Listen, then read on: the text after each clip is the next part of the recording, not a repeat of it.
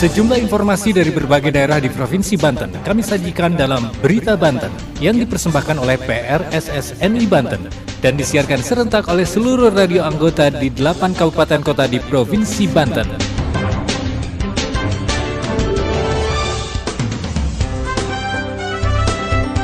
Halo, apa kabar pendengar? Anda kembali bersama kami di Berita Banten PRSSNI Banten edisi hari ini Senin 25 September 2023. Sejumlah informasi dari berbagai wilayah di Provinsi Banten kami hadirkan kembali untuk Anda yang disiarkan serentak oleh seluruh radio anggota di 8 kabupaten kota di Provinsi Banten. Dan inilah informasi utamanya. Bawaslu Kota Serang menertibkan ratusan alat peraga kampanye dan alat peraga sosialisasi yang tersebar di sejumlah titik di Kota Serang. Dinas Perhubungan Kota Cilegon mulai lakukan sosialisasi pembatasan jam operasional truk tambang yang biasa melintas di Jalan Lingkar Selatan. Pemerintah Kota Serang lakukan aksi bersih-bersih sampah yang memadati aliran Sungai Cibanten. Bersama saya Aldi Akbar, inilah Berita Banten selengkapnya. Pendengar, Badan Pengawas Pemilu atau Bawaslu Kota Serang dibantu Satpol PP Kota Serang menertibkan ratusan alat peraga sosialisasi peserta pemilu yang tersebar di sejumlah jalan di Kota Serang yang menyalahi aturan Perda K3. Penertiban tersebut sebagai tindak lanjut dari surat edaran Bawaslu Pusat untuk menertibkan APS yang tidak mematuhi aturan. Berikut laporan Asri Aulia dari Radio Ramaloka, Serang. Badan Pengawas Pemilu atau Bawaslu dan Satuan Polisi Pamong Praja Kota Serang menertibkan ratusan alat peraga sosialisasi atau APS dari bakal calon legislatif, calon DPD, bakal calon presiden yang tersebar di sepanjang jalan di wilayah Kota Serang Jumat lalu. Penertiban APS tersebut dilakukan sebagai tindak lanjut dari Peraturan Daerah Nomor 10 Tahun 2023 tentang ketertiban, kebersihan, keindahan menindaklanjuti surat edaran dari Bawaslu Pusat. Koordinator Divisi Pelanggaran Data dan Informasi pada Bawaslu Kota Serang, Firly Muhdiat Mabruri, mengatakan pihaknya telah menertibkan 345 alat peraga sosialisasi yang terdiri dari calon DPD, calon legislatif, bakal calon presiden, calon gubernur, dan bakal calon wali kota. Semua APS dipasang di sejumlah titik jalan di Kota Serang telah melanggar aturan Perda K3. Sebelumnya, Bawaslu menegaskan bahwa penertiban APS para peserta pemilu 2024 tersebut diakui sudah sesuai dengan aturan yang ada. Namun ada Peraturan Daerah K3 Nomor 10 Tahun 2023 bahwa media luar ruangan tidak boleh dipasang tanpa izin. Pihak Bawaslu menghimbau kepada seluruh peserta pemilu 2024 mendatang untuk tetap mematuhi peraturan yang sudah ada dan tidak lagi memasang APS di jalan tanpa izin hingga masa waktu pelaksanaan kampanye tanggal 28 November 2023 mendatang. Semua peserta pemilu diharapkan berkomitmen untuk taat terhadap setiap regulasi tahapan pemilu. Saat berkampanye, para peserta pemilu untuk lebih tertib menjunjung tinggi pemilu damai dan jujur, sehingga bisa aman dan nyaman bagi para pendukungnya dari masing-masing peserta pemilu di tahun 2024 mendatang. Demikian Berita Banten, saya Asri Aulia dari Ramaloka melaporkan untuk Berita Banten. Pendengar, Dinas Perhubungan Kota Cilegon mulai gencar melakukan sosialisasi pembatasan jam operasional truk tambang yang biasa melintas di Jalan Lingkar Selatan Kota Cilegon. Sosialisasi dilakukan dengan cara mendatangi langsung ke lokasi tambang pasir serta pengusaha dan sopir truk angkutan tambang. Nantinya truk tambang hanya diperbolehkan melintas di Jalan Lingkar Selatan mulai pukul 22 malam hingga jam 5 pagi. Berikut laporan Abi dari Sam Radio Cilegon. Dinas Perhubungan Kota Cilegon melalui bidang keamanan dan keselamatan lalu lintas dan angkutan jalan mulai menggencarkan sosialisasi pembatasan jam operasional truk angkutan tambang yang biasa melintas di sepanjang Jalan Lingkar Selatan Kota Cilegon.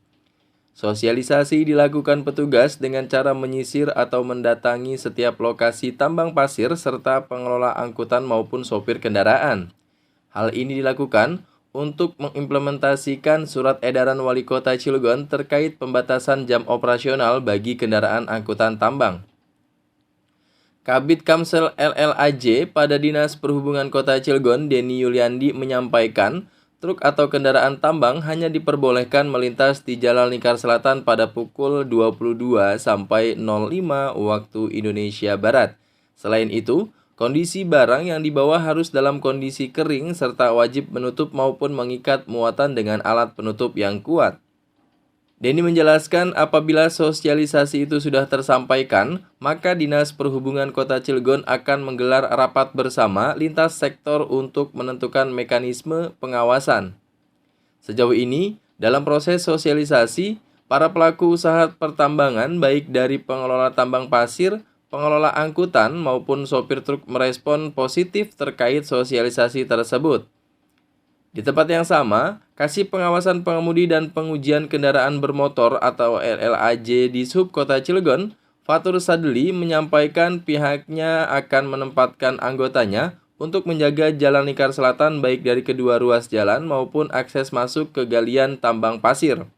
Secara teknis, anggota Dishub akan melakukan pengawasan di jam larangan yang berlaku. Di luar jam larangan akan ada tim berpatroli secara berkala.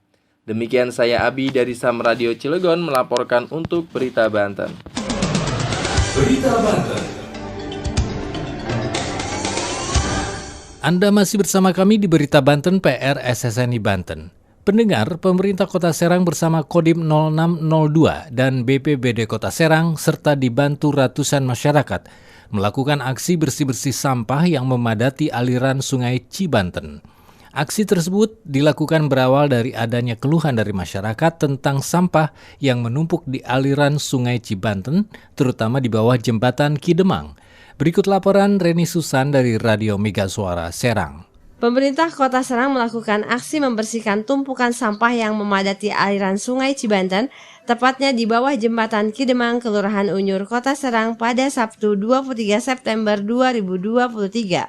Kurang lebih sekitar 360 orang yang terdiri dari gabungan warga sekitar Kodim 0602 dan BPBD Kota Serang membersihkan sampah di aliran Sungai Cibanten dari pukul 8 waktu Indonesia Barat. Hadir juga Wali Kota Serang Syafruddin, Dinas Lingkungan Hidup Kota Serang, Dinas PUPR Kota Serang, dan Balai Besar Wilayah Sungai Cidanau Ciujung Cidurian atau BBWSC 3. Wali Kota Serang Syafruddin menuturkan pentingnya menjaga kebersihan Sungai Cibanten sebab aliran Sungai Cibanten sangat dibutuhkan untuk mengairi pesawahan warga di Kecamatan Kasemen.